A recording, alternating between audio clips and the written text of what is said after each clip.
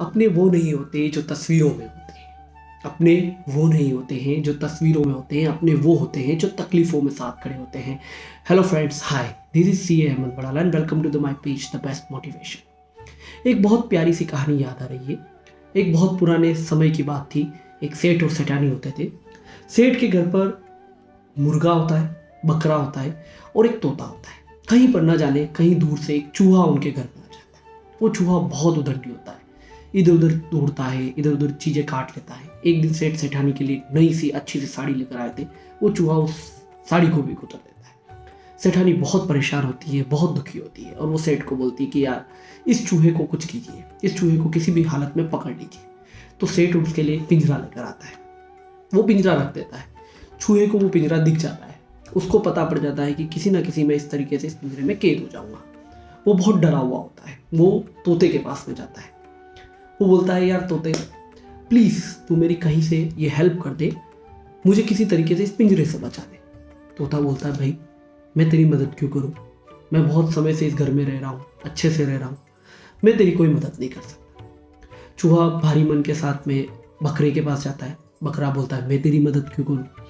उसी तरीके से फिर वो मुर्गे के पास जाता है। मुर्गा बोलता है, मैं तेरी मदद क्यों करूँ। आधी रात वो उस पिंजरे के अंदर से जोर से आवाज़ आती है। सेठानी को लगता है वो चूहा पकड़ में आ गया। सेठानी दौड़ के उसके पास में जाती है। उसमें पता पड़ता है कि उसके अंदर में चूहे की जगह पे सांप आ गया था। वो सांप उसी चूहे को खाने आया था। जैसे ही वो सेठानी उस पिंजरे को खोलती है, वो सांप उसको डस लेता है।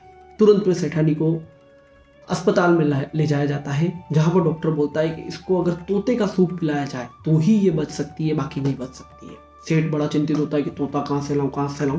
सडनली उसको याद आता है कि यार, अरे हमारे तो घर में एक तोता है, क्यों ना उसी को काट लिया जाए। वो उस तोते को काट के उसका सूप बना देते हैं।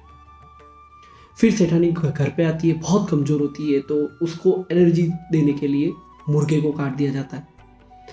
बहुत दिनों के बाद में जब सेठानी ठीक हो जाती है तो घर पे एक दावत दी जाती है। उस दावत के लिए लोगों के खाने के लिए उस बकरे को काट दिया जाता है। चूहा ये सब देखता रहता है। चूहा बोलता है कि यार काश इन लोगों ने उस समय मेरी मदद कर दी होती तो आज इनके साथ में ऐसा नहीं हो रहा।